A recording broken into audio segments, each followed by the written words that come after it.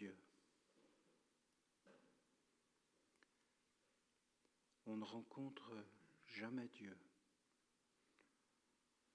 dans des mondes abstraits, mais on peut rencontrer Dieu à travers un arbre,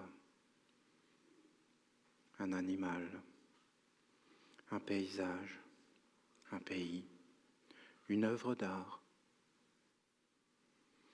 Il y a des musiques qui peuvent nous toucher et éveiller en nous une grandeur, une beauté, nous protéger, nous faire du bien, nous guérir. Une musique. Vous avez des grands musiciens qui ont voulu manifester le divin par la musique. Jean-Sébastien Bach. Mais beaucoup. La musique est un art qui nous fait bouger, qui nous met en mouvement.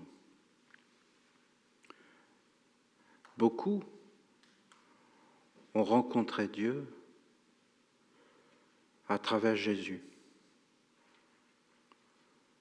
de son vivant. D'autres l'ont détesté, des religieux, des êtres qui priaient. Comment tu peux détester Dieu si tu le pries? C'est un mystère. Regardez cet homme qui rencontre Dieu à travers Jésus. Et Jésus lui dit, vends tout ce que tu as. Ça veut dire qu'il faut que tu abandonnes tout pour rentrer dans le nouveau et me suivre et sauter dans le vide. Il dit, je ne peux pas. Rencontrer Dieu, c'est une première étape. Et après, il faut être préparé. Parce que ce n'est pas parce que tu vas le rencontrer que tu vas le suivre. Mani, quand il était sur la terre, il a fait la même expérience. C'est-à-dire qu'il y a un homme qui est venu et qui avait rencontré Dieu. C'est très intime. C'est personnel en réalité de rencontrer Dieu. C'est une expérience intime. Tu es comme une merveille. Et c'est toi qui décides de ce que tu vas faire. Mais tu n'es pas seul. Il y a des mondes. Tu es quelqu'un d'important pour énormément de mondes. Des mondes que tu vois et des mondes que tu ne vois pas. Parce qu'ils sont dépendants de toi, de tes décisions, de tes choix. Mais même dans tes yeux. Si tu rencontres Dieu, tous les êtres sont dans l'espoir que tu vas les amener vers la libération, vers la consolation, vers la miséricorde, vers la détente, vers l'amour, vers le respect. Ce sont des choses fondamentales. Quand on les perd, c'est les ténèbres qui arrivent. Tu vas être enfermé, tu vas être mis en prison, tu vas être dans la souffrance, tu ne pourras pas t'en sortir. Il n'y aura personne qui va te tendre la main.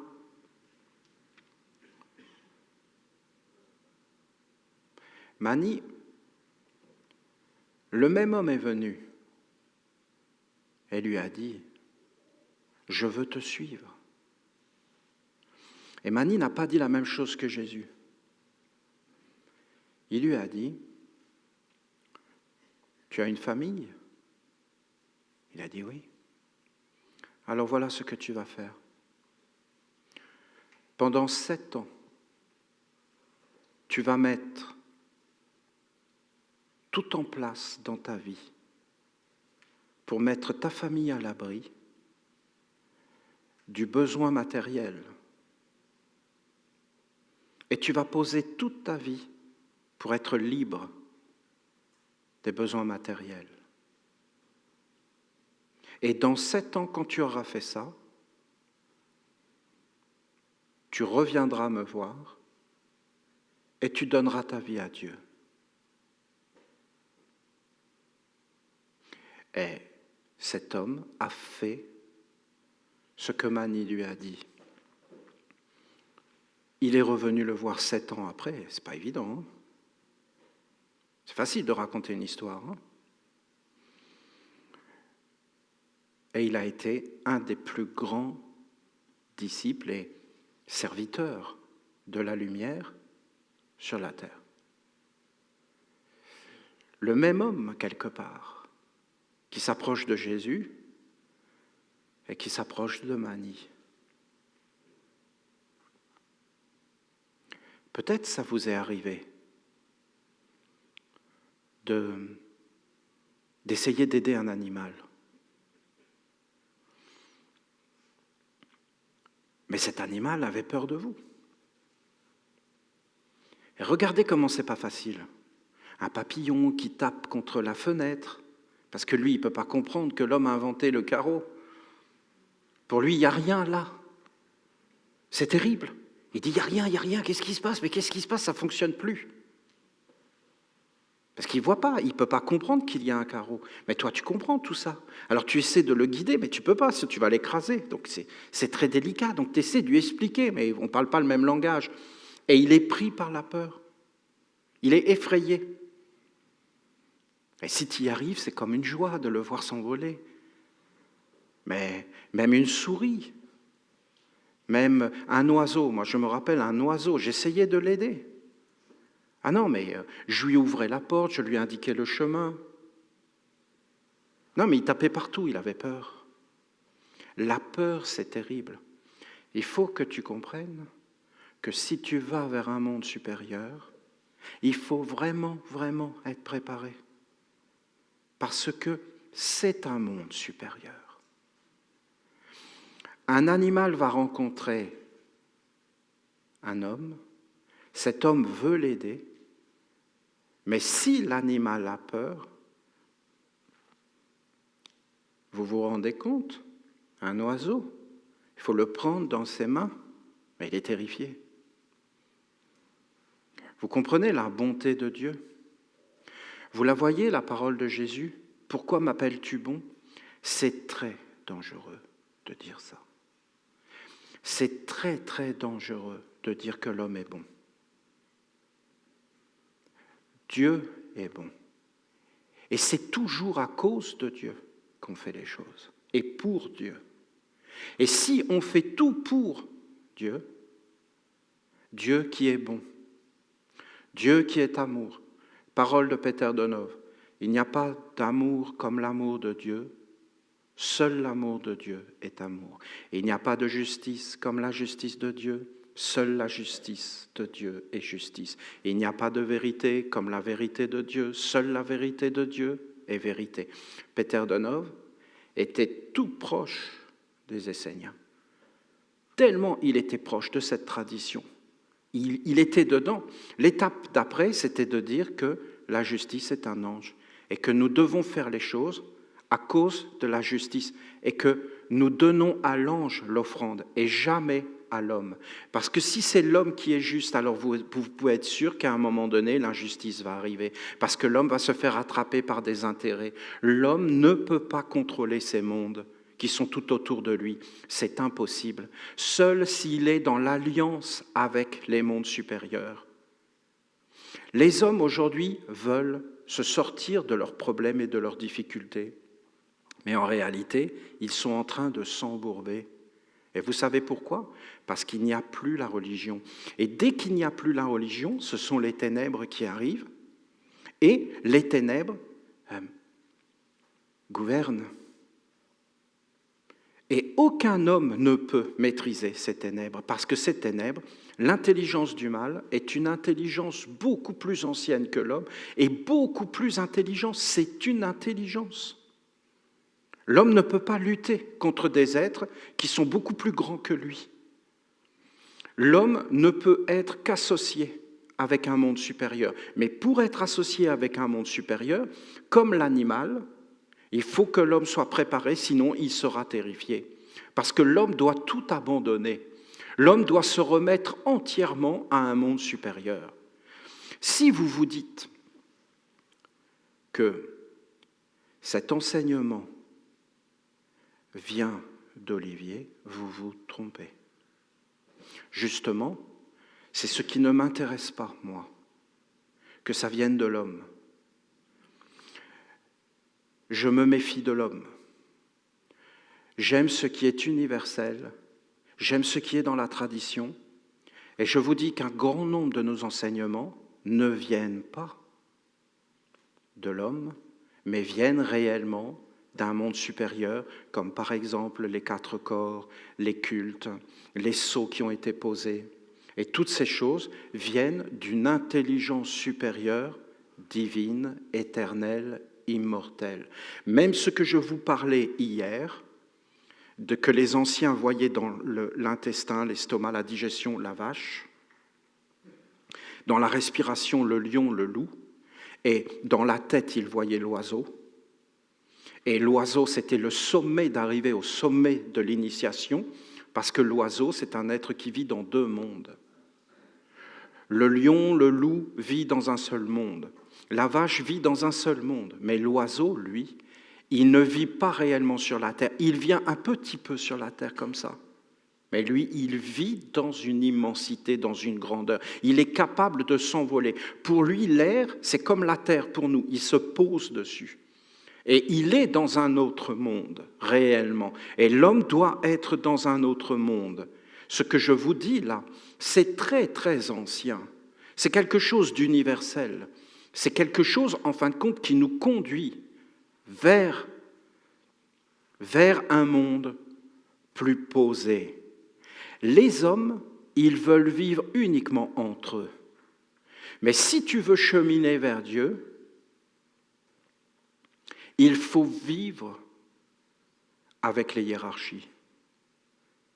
Il faut vivre dans l'ordre et avec les hiérarchies, c'est-à-dire avec les animaux, avec les végétaux, avec les minéraux et avec les anges, les vertus, les forces bénéfiques, de la morale, des choses qui vont te protéger, des mondes invisibles et subtils, et les activer sans arrêt, et devenir vivant dans les mondes invisibles pour activer des forces tout autour qui nous protègent. Et ensuite les archanges, les grandes lois, et le respect de la loi de l'amour, la loi de la sagesse, la loi du respect, la loi de tous les anges. Parce que ce n'est pas la question de dire que le respect c'est important, c'est que le respect c'est un être vivant, réel, et qu'en fin de compte le respect c'est un être éternel, immortel. L'univers a été créé par le respect. Et si on sort de la loi du respect, on rentre dans l'irrespect. Et si on entre dans l'irrespect, on appelle ceux qui se nourrissent de l'irrespect, c'est-à-dire les ténèbres. Il est dit dans cet enseignement éternel immortel, celui qui ne vivra pas par la loi périra par la loi. Et c'est très juste. Si tu sors du respect envers Dieu, pas du respect envers le cruel, de celui qui gouverne par la peur, par les armes, de celui qui impose sa volonté. Non, ce n'est pas le respect. Dieu seul gouverne. Et Dieu, c'est le respect. Et on n'est pas habitué à penser de cette façon essénienne. Et c'est pourquoi nous nous assemblons. Parce que ces êtres, comme Jésus, qui dit, eh bien, il lui dit quelque chose d'impossible à faire parce qu'il ne veut pas l'aider. Mani, qui lui donne la clé de se poser et qui l'appelle. Mais en réalité, ils n'ont rencontré que Dieu dans un corps, mais après tu vas rencontrer Dieu dans des mondes supérieurs. Tu vas rencontrer Dieu à travers un ange. Et quand tu vas rencontrer Dieu à travers un ange, tu vas voir que c'est lui qui a parlé à travers tous les hommes qui ont parlé de Dieu. Et qu'il peut venir te toucher à travers tout. Une musique, un geste, un être. Il peut passer et traverser. Il peut être là. Après, les anges vont commencer à vous éduquer de toutes les lois. Parce que les anges veulent que les hommes honorent le règne supérieur des archanges. Et les archanges veulent que les hommes honorent les dieux et fassent apparaître les dieux. Et que les dieux soient omniprésents. un Dieu dans l'eau, un Dieu dans le feu. Voilà. Alors nous, les Esséniens, nous sommes une alliance d'individualité libre et posée. Et nous sommes des idéalistes, mais pas utopistes, très concrets. Et nous voulons bâtir une œuvre sur la terre. Chacun de nous a une mission. Chacun de nous est un rayon du soleil. Chacun de nous est un créateur. Et chacun de nous doit accomplir ce qu'il a à accomplir sur la terre. Mais tu ne vis pas que sur la terre. Tu dois vivre dans l'immensité. Alors nous devons amener cette bénédiction, cette grandeur et ce service de récupérer l'âme de la terre, les mondes invisibles, et de bénir et de faire vivre dans les mondes invisibles cette grande lumière par des rites posés sur la terre. Car tout ce que nous faisons sur la terre, par nos actes, par nos paroles, par nos yeux, par notre corps, se fait dans tous les mondes. L'homme est précieux sur la terre. Nous décidons de beaucoup de choses, d'une façon collective. Donc nous, les Esséniens, nous voulons nous organiser en sainte assemblée. Nous n'en sommes qu'au début. La Bible du Nouveau Commencement ne vient pas de nous, même si nous y avons participé. Elle vient d'un monde supérieur. Et ce monde supérieur, il ne veut pas amener un nouveau livre. Ce n'est pas un livre. C'est une révolution. C'est un nouvel homme. C'est des nouveaux organes sur la terre. Si vous regardez ce que nous avons fait ensemble, ce sont des nouveaux organes que nous avons amenés, une nouvelle façon de voir le monde. Je ne sais pas si vous le voyez. Une nouvelle façon de voir, de regarder. Avant nous, cette façon n'était pas présente. Et elle était là. Tu peux la trouver dans Peter Donov. Mais elle n'avait pas cette force de vouloir toucher la terre et de vouloir entrer jusque dans les profondeurs des racines pour apparaître réellement avec toutes les clés. Et qu'est-ce que c'est en vérité ? Ce n'est pas des paroles, des psaumes. Ce sont des êtres vivants qui sont autour de nous et qui peuvent nous toucher. Et c'est pourquoi je vous ai parlé hier des 4 corps. Parce que ce sont des organes, c'est une méthode pédagogique d'éducation. Et quand vous entrez sur le tapis de la prière, que vous posez la statue du recyclage, vous avez tous les cours qui ont été donnés. Vous avez des messages de la statue du recyclage. Vous avez des orientations. Il ne faut pas s'occuper du monde des hommes. Il ne faut pas s'occuper de leurs yeux, de leurs regards. Dans la vie, vous devez vous connaître vous-même. Vous devez connaître vos ancêtres, la terre sur laquelle vous marchez. Vous devez accomplir votre mission de nettoyer et de libérer les mondes. Libérez vos parents, libérez vos grands-parents, libérez votre religion et votre tradition. La vraie religion de Dieu, c'est la religion universelle. Aucune religion n'est exclue. Mais toutes les religions sont dans la lumière et tous les êtres sont dans la lumière. Et vous savez, quand vous voyez Dieu qui apparaît, vous savez qu'il est Dieu parce qu'en réalité, il libère les mondes. Il accomplit les mondes. Il ne rejette personne en vérité. Il donne à chacun la nourriture dont il a besoin. Et il conduit tous les êtres dans la perfection et la libération. Il permet à tous les êtres de faire un pas en avant. Quand Dieu viendra, toutes les religions seront unifiées parce qu'ils disent toutes la même chose et ils n'auront pas besoin de disparaître parce que Dieu vient comme une intelligence qui éclaire tout. Quand tu es avec ton ange et que ton ange apparaît, tu sais que ton ange est là. Tout est clair. Tout est clair. Et quand tout est clair à l'intérieur, tout autour, et que tu vois clair, parce que le monde peut être dans la confusion totale et dans le bruit. Mais tu vois que tout est clair, que cette confusion est claire, que ce bruit est naturel, que tout est en ordre, que tout est parfait et que ça ne peut pas être autrement. Et là, tu sais que tu es avec un ange. Tu sais exactement ce que tu as à faire.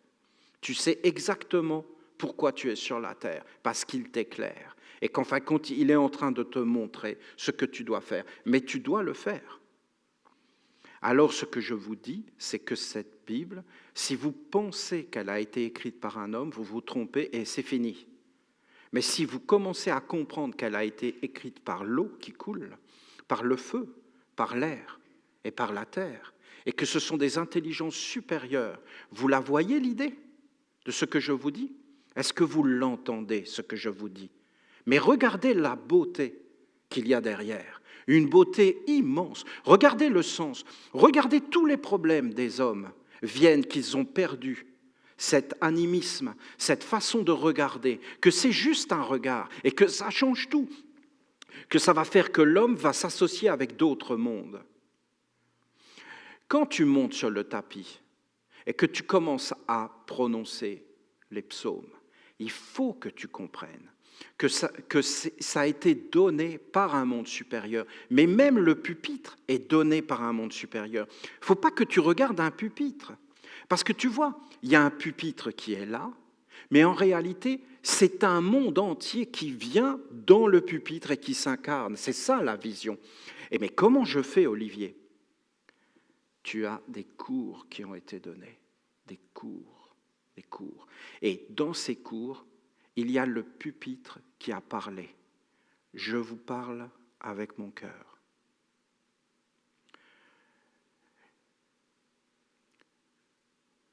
Je suis juste un serviteur.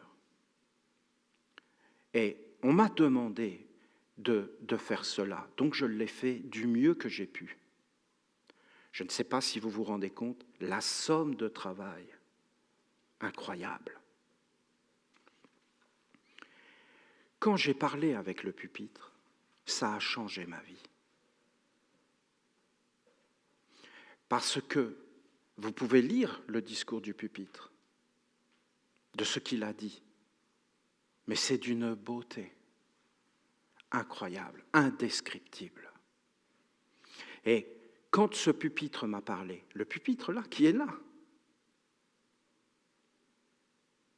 j'ai compris tellement de choses. Il m'a comme transformé. Je ne vois plus le monde de la même façon. Et c'est ce que j'ai essayé de vous expliquer hier. Si vous êtes isolé, vous ne pourrez rien faire. La magie du monde des hommes est d'une puissance phénoménale. Phénoménale. Et elle vous emportera. Et en fin de compte, elle écrira pour vous votre destinée. Si vous voulez résister à cette magie, il faut être conscient. Un homme, une femme conscient est beaucoup plus puissant qu'un être inconscient. Ensuite, il faut vous éclairer et vous éveiller et vous devez vous reconstruire un corps. Et cette méthode, tout ce qui nous est donné, est juste un moyen de nous construire un autre corps. Un autre corps.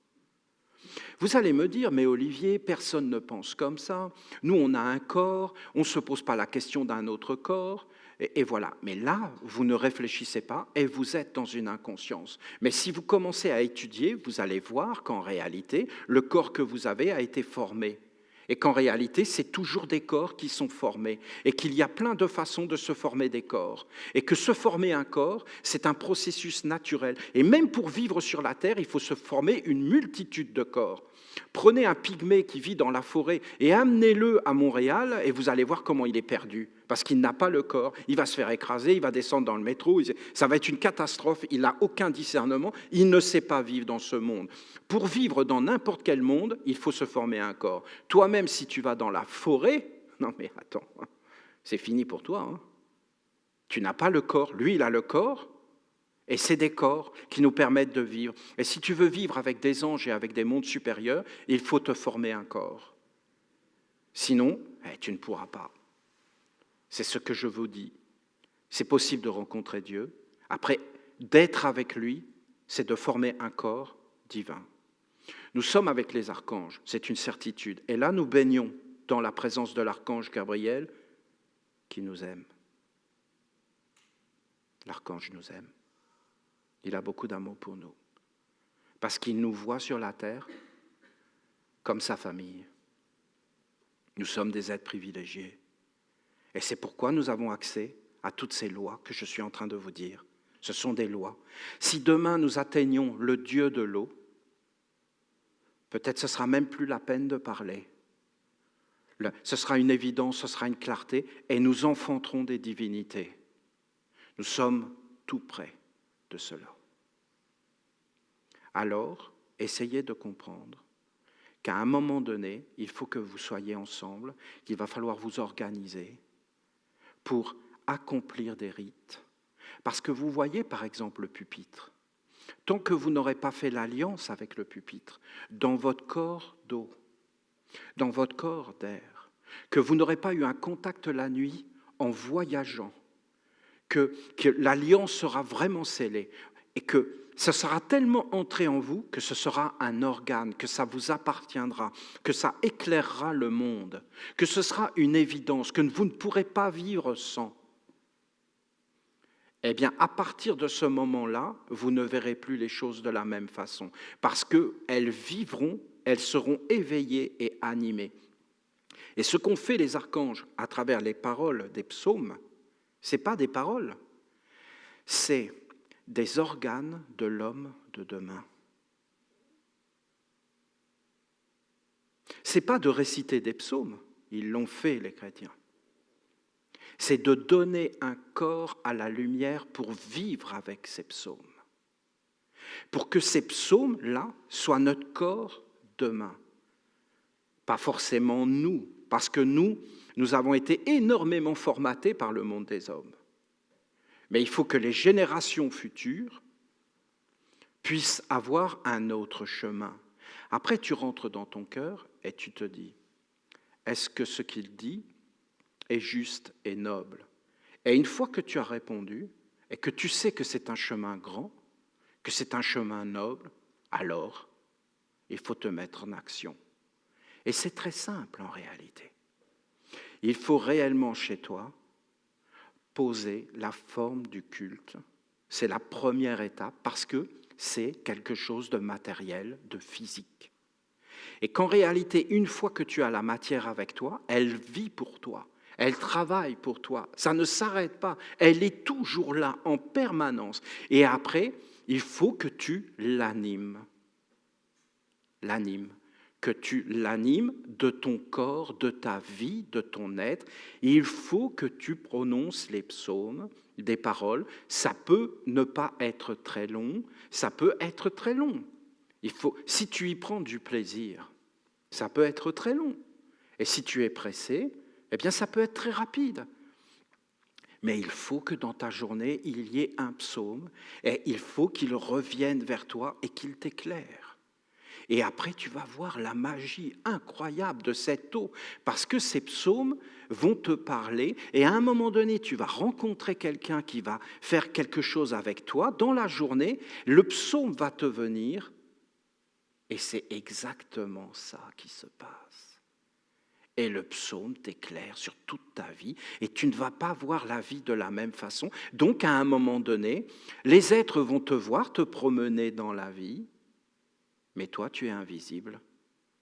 Toi, tu les vois, tu vois leurs pensées, tu vois leurs préoccupations, tu vois ce qu'ils veulent, mais eux ne te voient pas. Tu es totalement caché, tu es un autre être, tu as un autre corps qu'ils n'ont pas. Et là, les esprits le voient, les génies le voient, et ils commencent à te protéger. Mais si tu n'es pas clair dans ta vie, si tu amènes le pas clair, la confusion, si tu n'as pas mis de l'ordre, la statue du recyclage, le triangle des invocations, eh bien ce pas clair va entrer et il ne va pas te lâcher. Mais ce pas clair est prêt à te lâcher. Si tu es vrai avec toi-même, si tu sais ce que tu veux dans la vie, si tu es clair, si tu es éveillé et si tu veux vraiment servir un monde supérieur pour le bien de tous les êtres.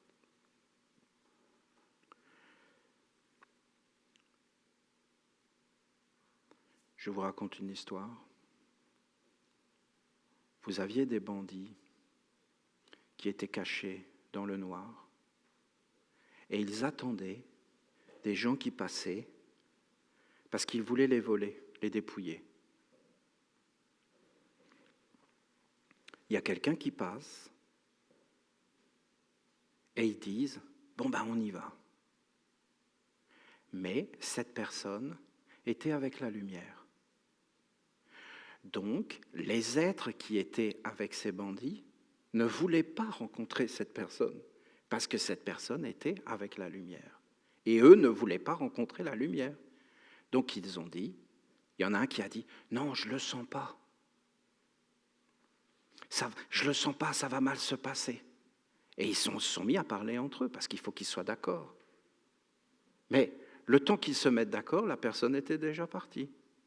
Et voilà qu'en arrive une deuxième, et là ils disent, bon, ça suffit maintenant, on y va, bon d'accord. Le monde a besoin que des prêtres, des prêtresses prennent soin de Dieu pour le bien du monde entier, dans les mondes invisibles, par des cultes sacrés, en vivifiant, par des chants, par des pensées, par des prononciations, en vivifiant ces mondes invisibles. Et si nous vivifions ces mondes invisibles, il y a tout un tas d'êtres qui ne voudront pas se montrer et qui vont comme rentrer dans leur coquille et se cacher. Et il y aura comme une lumière que les êtres vont voir. Parce que vous savez, aujourd'hui, le monde a besoin de lumière pour être protégé.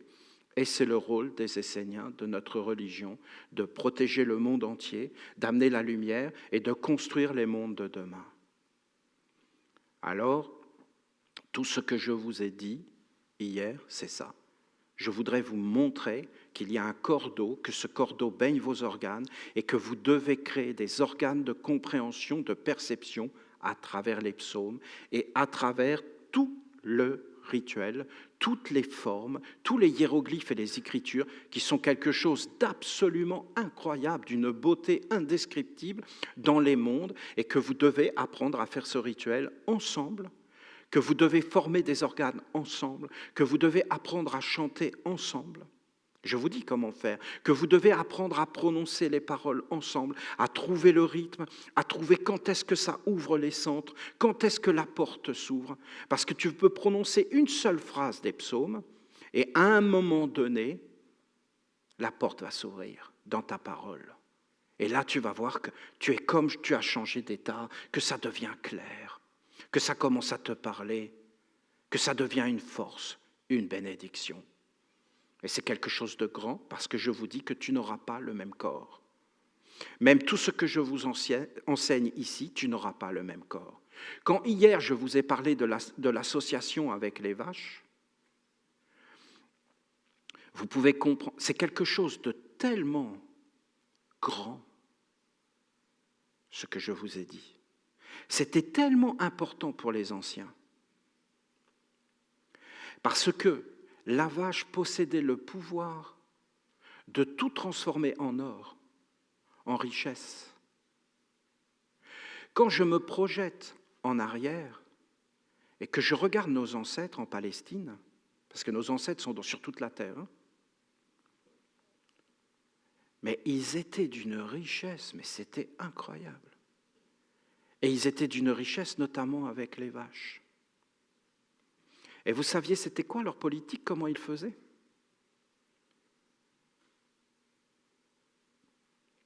Ils prenaient toutes leurs récoltes et leurs troupeaux, parce qu'ils vivaient avec les animaux, les Esséniens, dans les villages. Ils donnaient un tiers pour subvenir aux besoins des temples, parce qu'ils avaient des temples dans des montagnes où ils formaient des prêtres et des êtres qui vivaient en dehors du monde physique, et il fallait bien les alimenter. Ils donnaient un tiers de leur récolte et de leurs troupeaux. Ils donnaient l'autre tiers pour aider les pauvres du monde des hommes. Ils faisaient des œuvres de charité, par exemple, ils ouvraient des hôpitaux.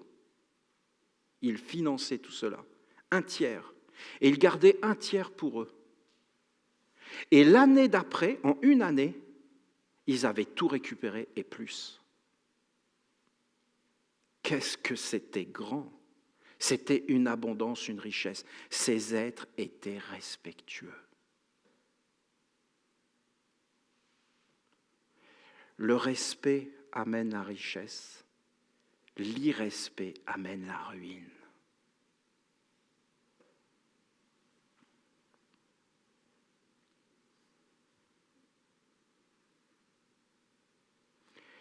Comme le monde des hommes est dans un irrespect tellement grand, envers les vaches par exemple, envers les poules, non mais c'est inouï.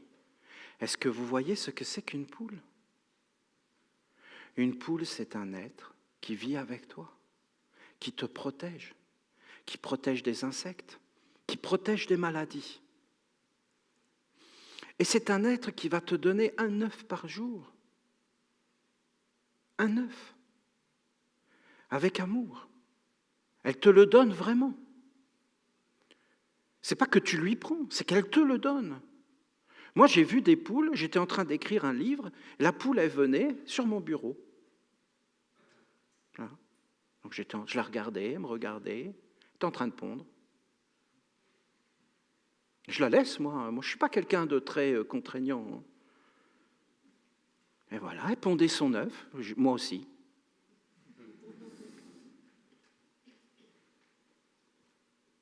Elle était toute contente. C'est pas facile. Ah non, je connais. Hein. Je la regardais pondre son œuf. Je me disais,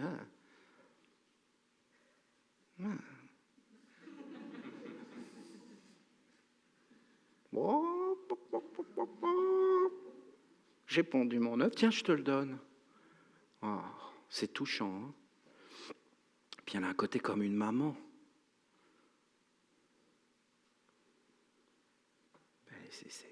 Elle a un côté enveloppant. Et même à la fin, elle se donne à toi en nourriture. Et elle est d'accord. Voilà, j'ai fait mon temps. Mange-moi, s'il te plaît. Je veux être à toi. Je veux être avec toi. Je veux te servir. Jusqu'à se donner. Voilà, c'est ça les poules. Si on perd ça, parce qu'il y a une espèce d'avidité qui arrive et qu'on en veut toujours plus, toujours plus, toujours plus, eh bien à la fin, on perd tout. Parce que les vaches et ces animaux ont la capacité, une poule peut tuer un serpent, donc elle est beaucoup plus, elle est supérieure, parce qu'elle est liée à la tête et en fin de compte à l'être qui monte et à toutes les énergies. Ce sont des grandes forces. Si tu es en harmonie avec ces forces, ta vie est bénie. Si tu n'es pas en harmonie avec ces forces, c'est fini, c'est cassé. On disait que le diable, c'était celui qui séparait les êtres et les mondes. Et que Dieu, c'est l'unité et l'harmonie des mondes. Ça ne veut pas dire qu'on est tous pareils et qu'on doit tous penser pareil. Ça veut dire qu'on doit se respecter. S'il n'y a pas de respect, il n'y aura pas de divinité. Si on n'est pas dans un respect intégral, seul un ange peut nous enseigner ça. Aucun homme ne peut être dans un tel respect. Les anges, oui. Comment on peut faire pour appeler un ange? Il faut être 200. 200 êtres préparés qui sachent ce qu'ils veulent. Et quand on est 200 assemblés, on crée un égrégore. Quand on crée un égrégore et que cet égrégore est pur, l'ange accepte de descendre dans cet égrégore qui lui appartient, parce que les égrégores à l'origine étaient des fils des anges. Et nous ne devions être animés que par les anges. Parce que les anges sont les gardiens de notre vraie destinée au nom de Dieu.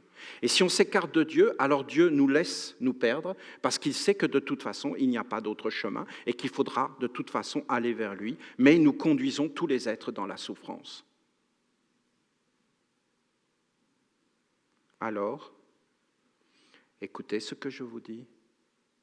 Ce n'est pas juste d'écrire un livre. Ce livre n'est pas un livre. Ce livre, c'est l'homme de demain, c'est son corps. Ce sont les forces nutritives, ce sont tous les organes, ce sont des nouveaux organes, une nouvelle façon de voir, nouvelle façon de sentir, nouvelle façon de marcher, nouvelle façon de vivre sur la terre. C'est quelque chose qui va englober la totalité de l'existence sur la terre. C'est la nouvelle religion de Dieu qui est ancienne, qui éclaire toutes les religions, qui éclaire tous les mondes, qui libère tous les mondes, qui en fin de compte conduit tous les êtres vers la perfection et vers la splendeur, et qui fait apparaître le vrai gouvernement, c'est-à-dire celui des anges, des archanges et des divinités, et qu'aucun homme n'est grand, mais que tous les hommes forment un seul corps et un seul organe pour vivre sur la terre dans la dignité, dans le respect. Et dans le bonheur et dans l'amusement, parce qu'il y a un temps pour tout. Il ne faut pas tout fermer, vous comprenez ? Parce que la grande maladie qui a perdu les hommes, c'est le sectarisme, c'est le fanatisme, c'est de ne pas être à l'écoute de l'autre, c'est d'être dans des concepts figés. Alors vous devez vous entraîner. Ce n'est pas de chanter pour chanter, c'est de chanter pour, à un moment donné, faire apparaître un monde supérieur. Le goûter, le vivre, être dedans. Après, il y a des formations spécifiques. Effectivement, peut-être que ça viendra un jour, je le souhaite, où on se prépare, on va dans les temples, on dort dans les temples, on sort de nos corps, on rencontre l'être qui est derrière, et en fin de compte, on a comme des messages, et après, ça rentre dans notre corps, et on est totalement différent. Mais il faut l'accepter. Il faut accepter d'entrer dans un monde de plus en plus grand.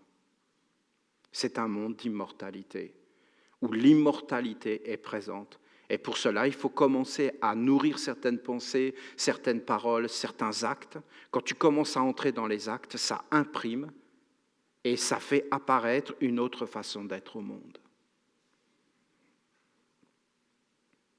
C'est comme cela. Je ne sais pas si ça vous est clair, mais je vous explique. Plus vous vous assemblez, plus vous générez des forces. Plus vous chantez, vous allez voir que dans les chants, il y a comme des forces et qu'il y a des nourritures. Plus vous offrez de nourriture à des mondes supérieurs, plus ces mondes supérieurs commencent à venir en vous et à s'installer en vous. C'est valable aussi pour les mondes inférieurs. Plus vous les nourrissez, et ils s'activent. Parce que regardez le nombre de hiérogrammates qu'ils ont. Regardez comment ils ont pris toutes les ondes. Tous les journalistes, tout le temps en train d'écrire, de commenter, d'amener de la matière dans les mondes pour que ça entre dans les yeux, dans les oreilles, pour que ça forme notre façon de voir. Nos réactions, que ça vive à l'intérieur de nous, que ça entre en nous. C'est très difficile aujourd'hui de résister à cet envahissement. Et donc, en fin de compte, on ne peut y arriver qu'avec les méthodes qui sont ici présentées comme quelque chose de nouveau. L'avenir doit être dans cette lumière, pas pour le monde entier, mais pour une partie, pour qu'en fin de compte, il y ait toujours comme un équilibre et un choix. Tu prononces une parole, tu fais des rites, jusqu'à ce que ça devienne comme une habitude, comme une force. Il ne s'agit pas de faire les choses par imitation. Il faut que tu t'éveilles, car c'est un enseignement qui nécessite que tu éveilles ta conscience. Si tu arrives à être véritablement revêtu du vêtement blanc, de la fraternité universelle, c'est-à-dire que si tu as rétabli le contact avec les vaches, et que la vache t'a béni, et que tu sais, en fin de compte, tout transformer et digérer à travers toi, ça veut dire que tous les courants de tes ancêtres, de ton pays, ne pourront plus te toucher. Et que tous les êtres vont s'incliner et vont dire « tu es vraiment un serviteur de la lumière et tu amènes la bénédiction » et en fin de compte, c'est fini. Parce que quoi qu'on te mette sur toi, tu vas le transformer. Et plus, en fin de compte, on va te mettre des choses, et plus, en réalité, tu vas te transformer. Et tu verras, parce que ce miroir blanc, c'est en fin de compte la conscience éveillée, la clarté, la nécessité de la pureté, de la discipline. Et tu verras toutes les choses qui s'approchent de toi, comme dans le miroir de l'eau. Et tu pourras transformer et te détacher. Tu auras toutes les méthodes pour tout transformer en richesse, en or, en splendeur. Parce qu'il y a des êtres, il leur arrive des épreuves, mais ils les transforment et ils deviennent de plus en plus forts. Et il y a des êtres, la moindre petite épreuve, ils s'effondrent et perdent toute leur force. Ils ne savent pas digérer ni transformer, ils n'ont pas ce pouvoir de lavage. Après, quand tu vas entrer dans ta sphère de respiration, il faut que tu saches qu'un monde va venir te voir et il va te donner des pouvoirs.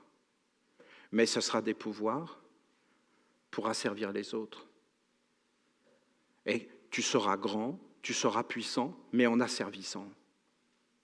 Et tous ceux qui rentrent dans les ténèbres, c'est des êtres qui viennent là. Et on le sait, puisqu'on appelle ça, même chez les scouts, les louveteaux. C'est les loups. Et qu'en réalité, on commence à t'entraîner. Et qu'on appelle ça les loups de la finance et toutes ces choses. Et vous aviez les rois. Mais vous aviez celui qui va passer ce monde et qui va entrer dans les mondes supérieurs de l'oiseau sacré, c'est-à-dire du Saint-Esprit, et qui va monter, et là, cet être-là sera un serviteur de la lumière, et il renoncera à la vie terrestre. Et sinon, alors tu viens là, et vous avez ces êtres qui gouvernent, parce qu'ils ont eu accès à ces secrets, ils se sont individualisés, et ils ont fait, à un moment donné, un choix. Et ils ont fait le choix d'être puissants sur la terre et de gouverner, et d'asservir, et de conduire les autres en esclavage. Et c'était l'initiation du lion. Et tu devais traverser le lion, alors tu étais véritablement dans la noblesse et tu étais capable de gouverner sur la terre parce que tu étais devenu un personnel pur, clair et au service de Dieu. Et s'il n'y a pas Dieu vivant et omniprésent, vous pouvez être sûr qu'il y a ces êtres derrière. Le lion ne met pas son bon côté, le loup ne met pas le bon côté, la hyène, là j'en vois pas de bon côté, et oui, sauf qu'elle rigole, voilà. Et en fin de compte, regardez ces êtres, regardez-les, vous verrez la signature d'un monde féroce. Il y a comme une férocité et une grande douleur à l'intérieur d'eux, et une grande soif, une soif de sang, de domination, de puissance. Vous devez traverser ces mondes. Parce que quand vous vous individualiserez, ces mondes viendront vers vous. Et après, tu rentres dans le monde des oiseaux. Voilà. C'est ça qui devrait gouverner. Le monde, c'était le monde des oiseaux. Le monde des êtres qui sont capables d'amener la bénédiction, la grandeur, la splendeur, d'amener la force des anges qui ont toujours été représentés avec des ailes, parce qu'en réalité, c'était ce monde, et avec l'œil aussi, parce que ces êtres ont une vision claire, juste et vraie, et ils savent exactement ce qu'il faut faire. Et ils sont capables, en fin de compte, de s'approcher comme la vache, mais la vache va apporter le bonheur sur la terre, et l'oiseau, lui, va prendre quelque chose et va l'emmener très haut dans le soleil. C'était des mystères, je vous dis, qui sont liés avec l'homme. Quand vous vous approchez de lire la Bible, vous devez savoir dans quel monde vous êtes. Et vous avez toujours ces trois mondes. Et vous pouvez aller chercher l'inspiration et vous envoler, et éveiller votre œil, et éveiller vos organes, et accepter d'être un être totalement différent et nouveau, c'est-à-dire l'être de la lumière, car nous ne savons pas qui nous sommes. Tu dois te connaître, tu dois naître avec toi-même une seconde fois sur la terre, tu dois faire des œuvres de la lumière et participer à une œuvre de la lumière.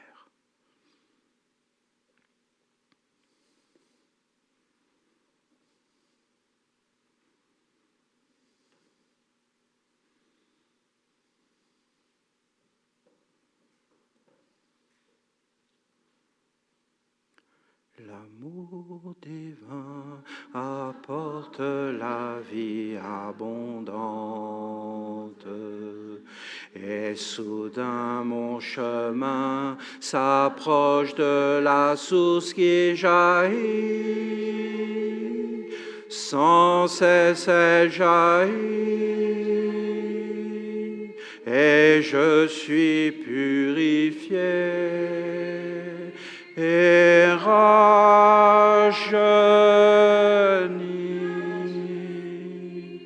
rajeuni, rajeuni, rajeunira.